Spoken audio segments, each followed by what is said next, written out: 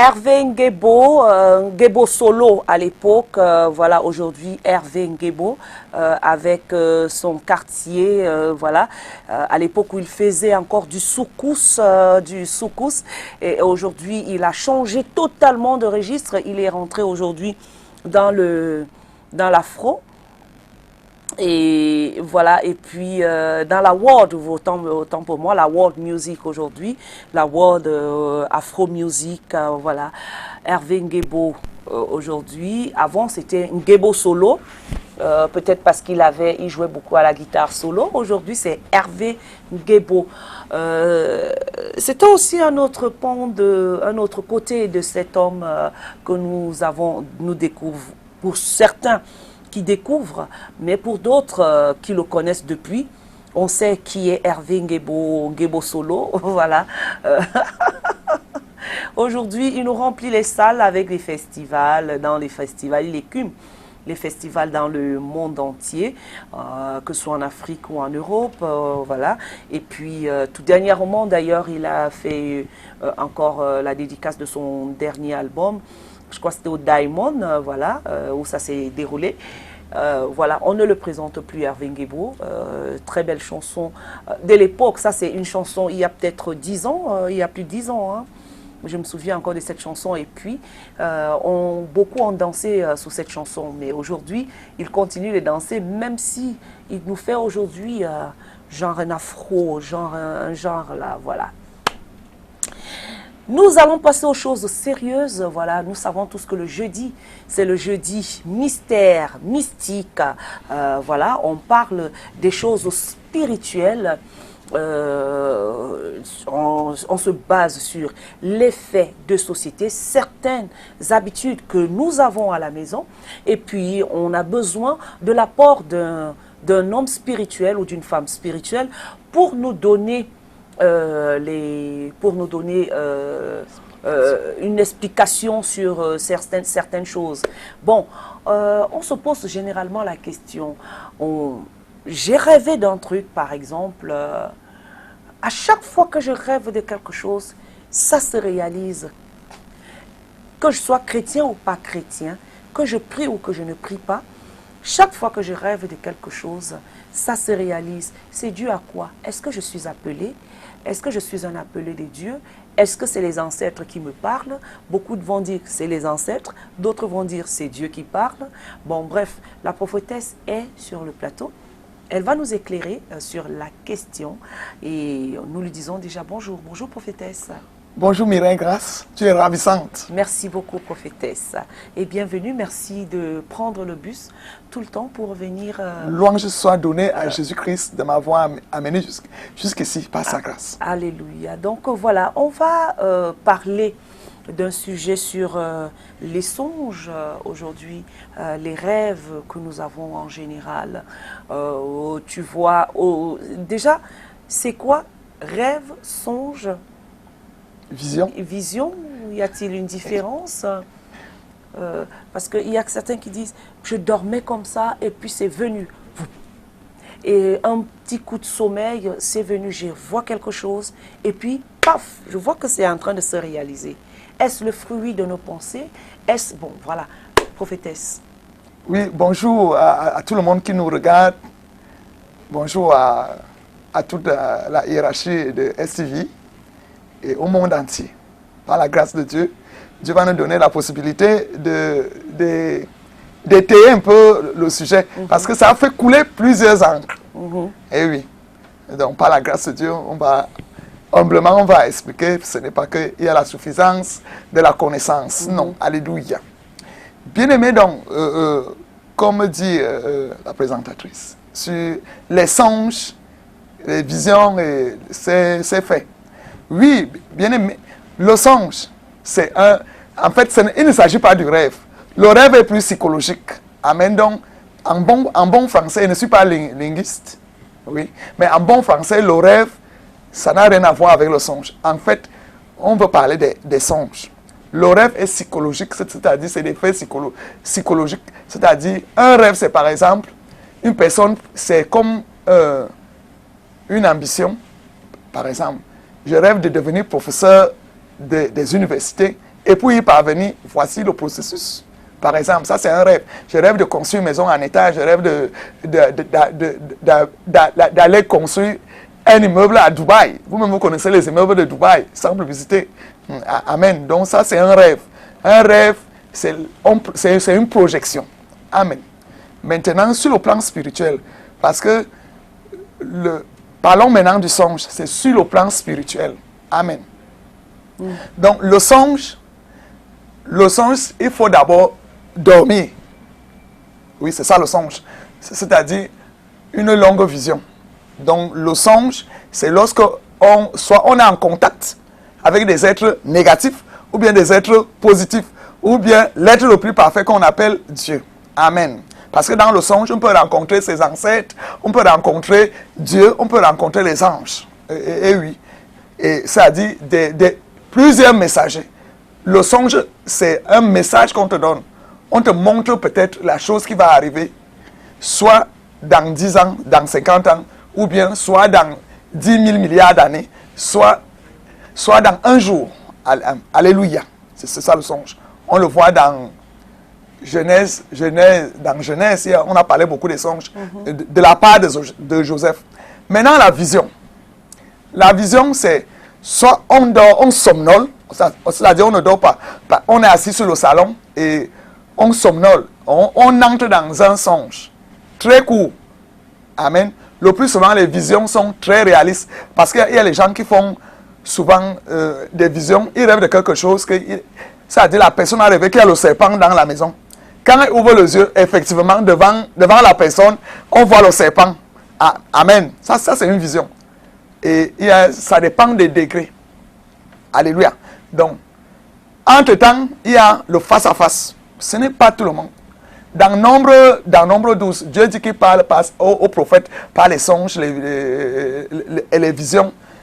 Mais à Moïse, il y a des prophètes que Dieu parlait face-à-face. Comme Moïse. Vous le connaissez très bien. Là, ce n'est plus une vision, ça c'est une vision. C'est le face-à-face avec Dieu. Peut-être c'est un mot français. Amen. Donc, Dieu l'a d'abord dit dans Acte 2, verset 17, et dans les écrits de Joël. Au dernier jour, vos fils et vos filles prophétiseront, vos jeunes gens auront des visions, et vos vieillards auront des songes. Amen. Donc, le songe, la vision et le face-à-face avec Dieu est spirituel. Alléluia.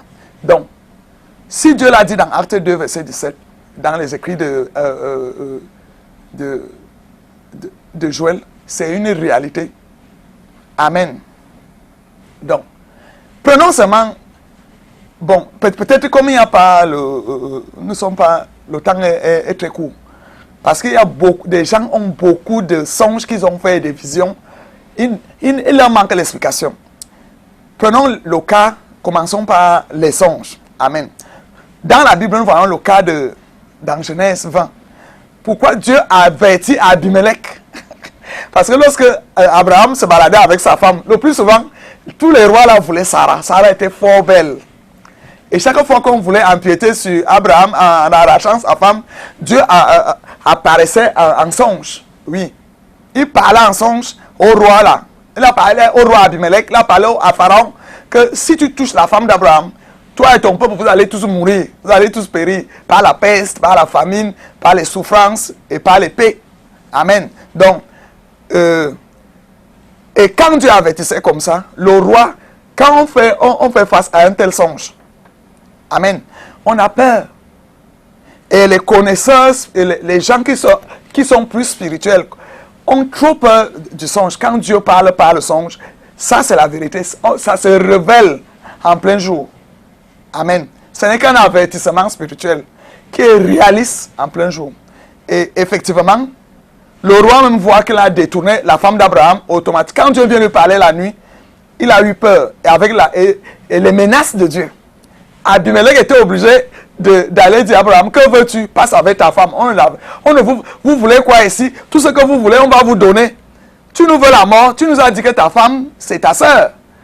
C'est Abraham même qui avait menti. Amen. Donc, voilà un fait qui a été averti en songe et en plein jour, c'est arrivé. Sauf que lorsque Dieu parle par les songes, c'est pour t'éviter de tomber dans le péché. Si tu rêves que tu as échoué dans un examen, amen, Dieu t'avertit que prie par sa grâce et par sa faveur, Dieu de miséricorde et de compassion, tu pries peut-être que ton examen est entre les mains des ténèbres. Ça, ça dit un examen bloqué. Tu es brillant, comment tu échoues? Si tu rêves encore que tu as échoué déjà, c'est pour prendre un programme spirituel. Amen. C'est pour prendre... Je dis souvent aux gens que tous les songes sont bien. Tu rêves en bien, c'est bien. Tu ronges en mal, tu songes en mal, c'est toujours bien. Donc, quand on vient te dire que tu es mort, véritablement, prends un programme et annule par la puissance du sang de l'agneau la mort précoce ou bien la mort programmée sur toi. Et, amen. Donc, c'est un message que Dieu t'envoie. Si tu rêves que tu t'es marié et pourtant le célibat te brûle depuis des années, automatiquement, dès que tu rêves que tu songes que le rêve est déjà habitué dans notre façon de parler, donc veuillez me pardonner. Donc quand tu songes que tu t'es marié alors que le célibat est là depuis 50 ans, amen, prends un programme parce que si tu rêves ça 2 fois, un songe qui se successif, ça dit à répétition, ça veut dire que Dieu a déjà fixé le temps. Le temps fixé est déjà là. En ce moment, tu prends des jeûnes et des prières, des louanges, des adorations de la part de Dieu. Tu lui dis déjà même, merci Seigneur pour l'accomplissement de ta parole dans ma vie. Parce qu'on dit de toutes les bonnes paroles que l'Éternel avait dites au peuple d'Israël, aucune d'elles n'est restée sans effet. Toutes se sont accomplies. Amen. Donc, le songe avertit déjà ce qui va se passer. Voyons le cas toujours dans Genèse 37, le cas de Joseph. Il a expliqué, il a rêvé que les gerbes étaient en train de travailler au champ. Tous les gerbes se sont courbés pour le vénérer. Amen. Il rêve encore pour Pharaon. D'abord, lui-même a fait 2 rêves. Il dit un autre songe, que la lune et les étoiles et tous les astres se prosternaient devant lui. Alléluia. Et tous les étoiles se prosternaient devant Joseph. Il a fait ce songe. Amen. Automatiquement, il y a donc des gens aussi qui ont... en passant, j'ai omis de te dire que les histoires de songes et de visions, c'est le don de prophétie. C'est différent du prophète.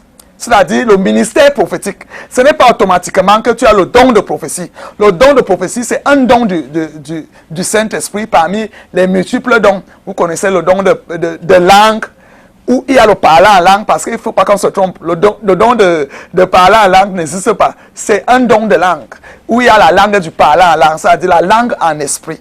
On parle des mystères avec Dieu. Parce que ce n'est que Dieu lui seul qui peut interpréter ça. Et il y a aussi des gens qui ont le don d'interprétation de langue. Parmi ces dons, le don de parole de sagesse, de parole de connaissance, le don de prophétie. Alléluia, le don d'opérer le miracle, le don de guérison, le don de foi. Il y a beaucoup, le don de gouverner, le don de secourir, le don de libéralité. Il y a tellement de dons. Bon, ce qu'on parle en ce matin, c'est le don de prophétie. Amen. Ce sont ces gens qui ont la grâce de faire les songes. Et ces songes s'avèrent vrais. Amen. Comme je t'ai dit que dans le songe, ça peut être un combat, c'est-à-dire avec les esprits maléfiques. Ça peut être avec les esprits des esprits bienfaisants. Avec Dieu. Alléluia.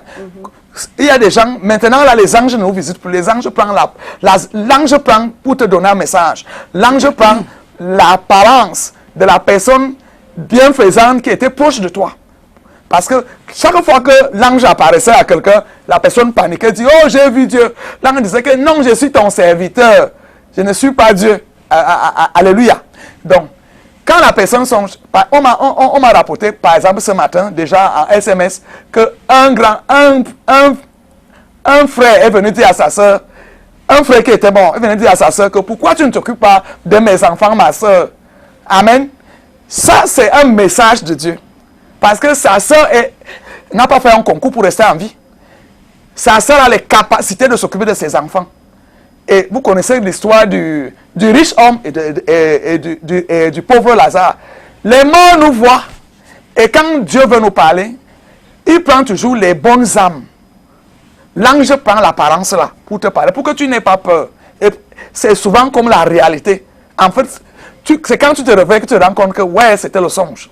Donc ne panique pas. Essaye de faire ce qu'on te donne comme message. Oui, prophétesse, je veux juste savoir, hein, parce que est-ce que les songes là, c'est un mythe c'est mythe ou réalité? Parce que quand on regarde, par exemple, il y a des gens qui rêvent, par exemple, de leur papa décédé. Leur papa est décédé et puis ils peuvent faire un rêve genre, on venait peut-être l'arrêter et puis ils voient leur papa qui s'interpose. C'est le visage du papa qu'on voit dans le rêve qui s'interpose pour qu'on n'arrête pas qu'on ne l'arrête pas. Oui. On va dire que c'est quoi? C'est un ange qui a pris le visage. C'est un ange qui a pris le visage de son père. Et pour être bien ferme dans les moments de songe, quand il voit son père, il dit que waouh, amen. Donc l'interprétation que vous faites ici, c'est la vérité. C'est l'ange prend l'apparence. Donc c'est-à-dire l'ange gardien, ça peut aussi être Michel Archange. Ce sont les anges qui interviennent, ce sont les messagers de Dieu. Alléluia. Donc dans le cas de combat, c'est surtout là Michel Archange et ses anges et ses équipes.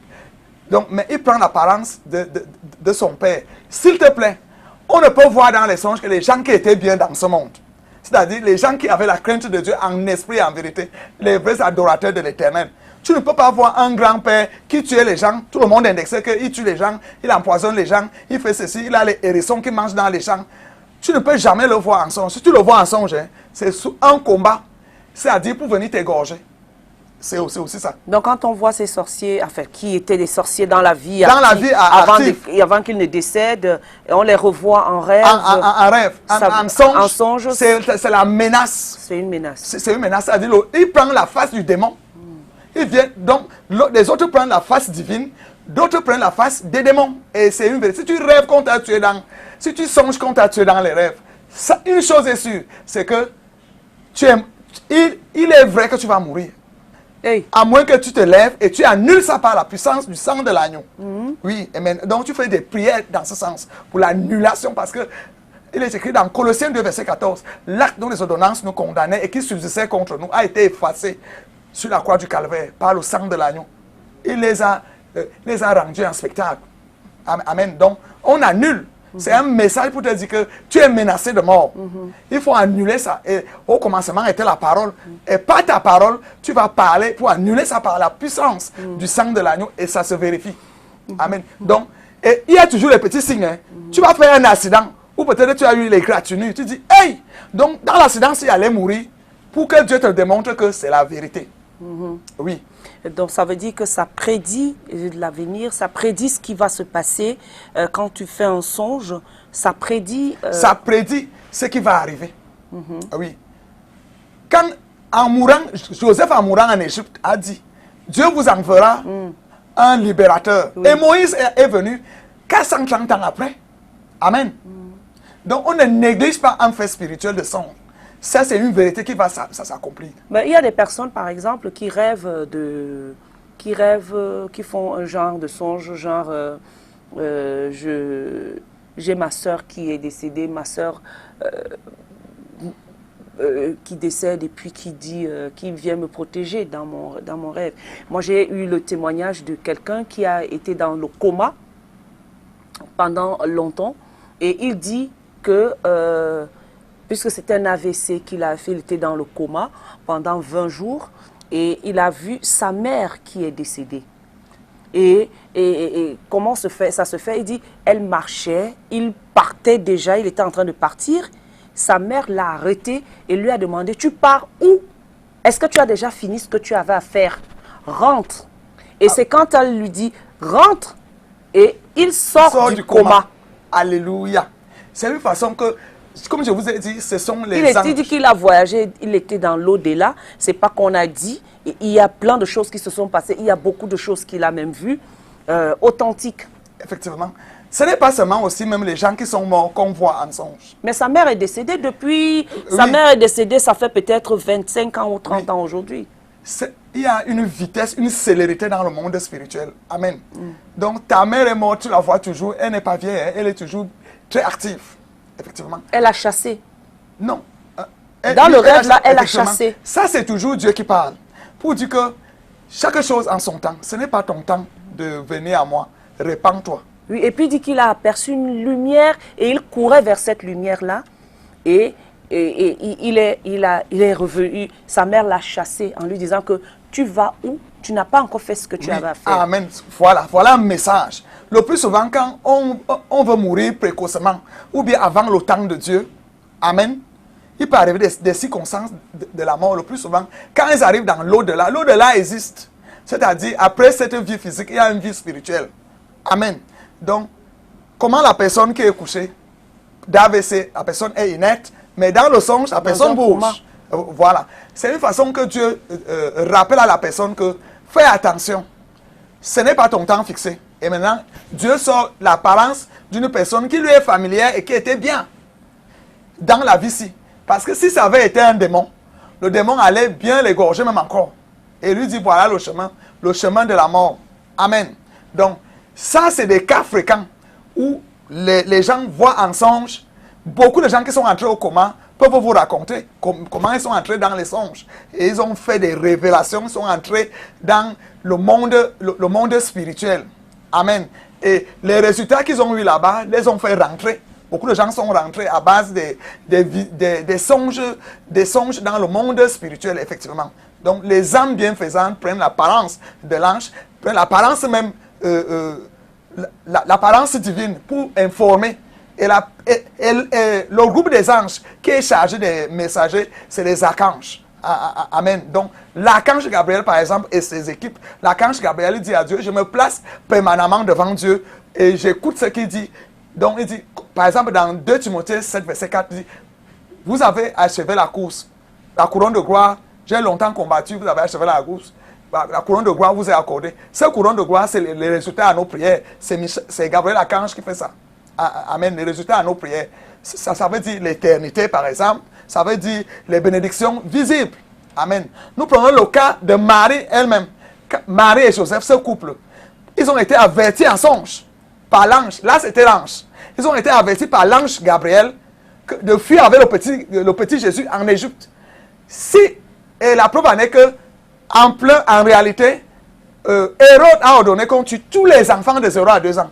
Ça veut dire que si Joseph n'avait pas obéi à ce message de Dieu par l'ange Gabriel, on allait tuer le petit enfant Jésus. Donc la désobéissance. Il y a des songes qui sont véritablement nets et il faut les obéir. Dieu parle d'une manière ou d'une autre. Par les signes, les miracles, les prodiges, les songes, les visions. Amen. Et Joseph est parti en Égypte au temps fixé par Dieu. Dieu a encore apparu par l'ange Gabriel. Il lui dit, rentre en Israël. Hérode est déjà mort. Amen. Et il y a des gens, nos vies doivent être gérées comme ça. Amen. Si Dieu ne te parle pas par les songes, il te parlera par l'Esprit Saint directement dans le cœur. Oui. Donc, ce n'est pas, donc on peut te parler par les songes et les visions. Le Saint-Esprit parle aussi audiblement. Il te dit, quitte ta patrie, va dans tel ou tel pays, quitte le Douala, va demeurer à Yaoundé. Et si tu le fais, tu vas rencontrer ton miracle. C'est la vérité. Donc, le songe, Joseph est rentré en Égypte, en Israël, pour l'accomplissement de la parole de Dieu, pour le Shiloh qui est né. Et c'est une vérité. Il fallait que les choses s'accomplissent selon le dessein de Jésus-Christ. Alléluia. Nous voyons Joseph, finalement, lorsqu'il a expliqué les songes des gerbes qui se courbaient, des étoiles, et du soleil, de la lune qui se courbait devant lui. Amen. C'est arrivé dans sa vie. Joseph est devenu premier ministre en Égypte. Et les gens se prosternaient devant lui. Y compris ses propres frères. C'est arrivé.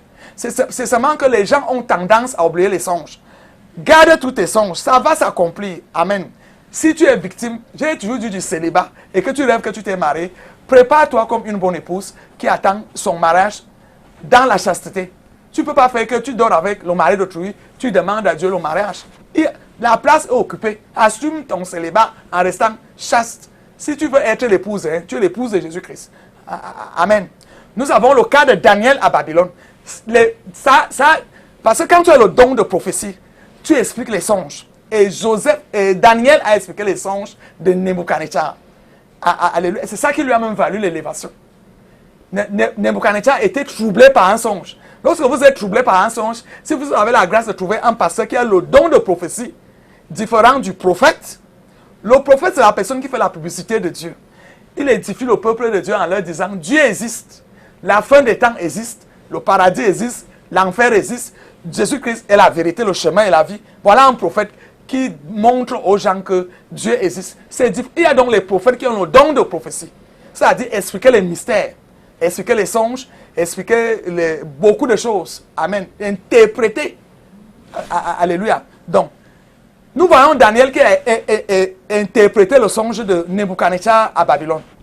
C'est ça qui a valu son élévation. Nous tous, nous connaissons l'histoire dans Daniel 2. Amen. Il a expliqué à Nebuchadnezzar. Nebuchadnezzar lui a dit, c'est pas possible. Donc, mon règne sera menacé. Amen. Il a expliqué même l'écriture qui est sortie du mur. Amen.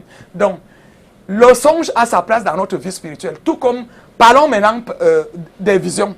Tu peux somnoler, comme j'ai bien dit, tu peux somnoler et voir qu'une projection brusque, parce que le son, la vision est très brutale. Et c'est en court métrage. Donc, on peut faire une vision d'une seconde. En un laps de temps. En un laps de temps. Quand tu bats les paupières, il n'y a plus rien. Tu as fini de songer. Parce que le temps de Dieu, si Dieu dit un jour, c'est 1000 ans. Donc, quand tu entres dans une vision selon le temps de Dieu, c'est comme si tu as fait 10 ans là-bas. Hein. Et pourtant, tu as battu les paupières et c'est arrivé. Il y a des visions qu'on fait étant éveillé. Tu regardes quelque part, l'image sort au mur. Je dis bien au mur. Oui. Ou bien tu somnoles un peu, l'image sort aussi.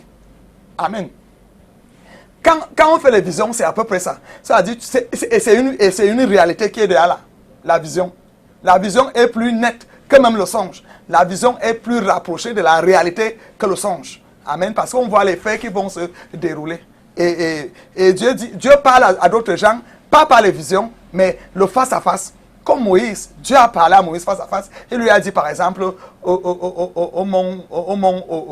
il lui dit, Mont Sinaï, il dit, ôte les chaussures. Moïse a ôte les chaussures, celui est très saint. Et il parlait à Dieu face à face. Et lorsque Marie et Aaron ont essayé de murmurer contre Dieu, que Dieu nous parle, nous tous, il nous parle aussi.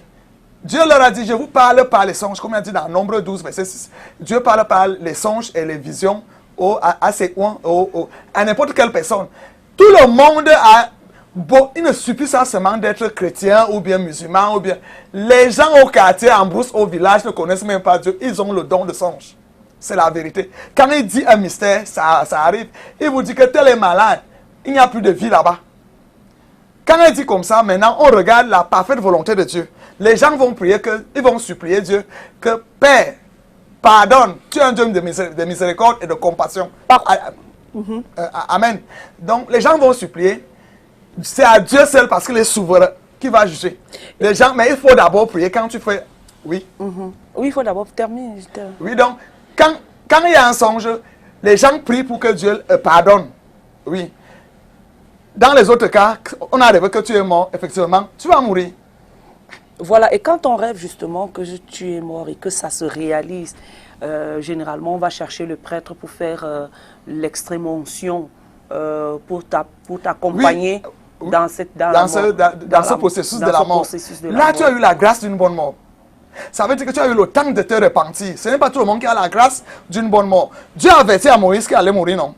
Dieu a averti à Salomon, Dieu a averti à David que bientôt, tu vas rentrer pour suivre tes pères. Alléluia. Donc ça, c'est la grâce d'une bonne mort. Tu rêves que même une tierce personne peut rêver que la personne est morte. On vient pour te faire les dernières conversions et repentances. Oui, l'extrême onction. Bon, chez les catholiques, c'est l'extrême onction. Amen. Donc, on vient te faire ça, c'est la grâce d'une bonne mort. Parce que tu auras eu le temps de te repentir, de regretter tous tes péchés et de confesser des mystères que tu gardais. Tu as tué l'enfant de ta fille. Dis à ta fille que ma fille, pardonne-moi. C'est moi qui avais tué ton enfant. Je l'avais envoyé en sacrifice pour mon égoïsme. Parce qu'elle voulait la gloire. Une vaine gloire. Amen.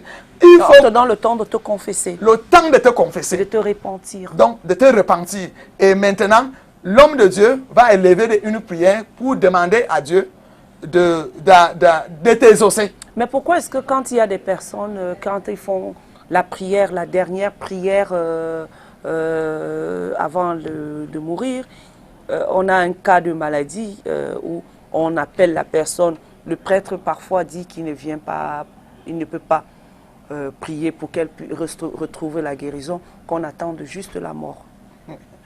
C'est des cas c'est les rancœurs. Parce que ce n'est pas possible que dans un village, tout le monde va à l'église. C'est le jour de dimanche, par exemple, chez les catholiques, le dimanche est très important. Alors que chez les églises évangéliques charismatiques, chaque jour est une victoire. C'est-à-dire, chaque jour est un jour du Seigneur. Donc, quand le prêtre, par exemple, remarque que tu t'en fous éperdument des choses de Dieu, et tu pratiques même la sorcellerie à outrance, tout le village pleure. Le prêtre dit que, comme il a eu honte des affaires de Jésus, Jésus le dit, que si vous ne témoignez pas de moi devant le monde, vous avez honte de moi. Moi aussi, j'aurai honte de vous devant mon Père. Le prêtre est tout puissant dans certains villages. Ce n'est pas dans tous les villages qu'il y a les églises évangéliques charismatiques. Ce qu'on appelle vulgairement l'église réveillée. Amen. Donc, dans un village, le prêtre dit qu'il ne vient pas. Oui. Et c'est ça. Bien sûr que ce n'est pas un bon comportement. Sinon, Jésus aurait abandonné Paul. Paul qui a persécuté et tué beaucoup de chrétiens. Amen. Donc, j'exhorte à nous les hommes de Dieu d'oublier ce pan du mépris. C'est-à-dire la personne a eu peut-être la grâce d'une bonne mort. Donc, j'exhorte à tous les hommes de Dieu de ne pas regarder à son vécu, mais d'aller au moment où la personne veut déjà rendre l'âme. C'est très important. Ne les abandonnez pas dans les ténèbres. Amen. Voilà, prophétesse, quand on parle aujourd'hui de vision, de songe, de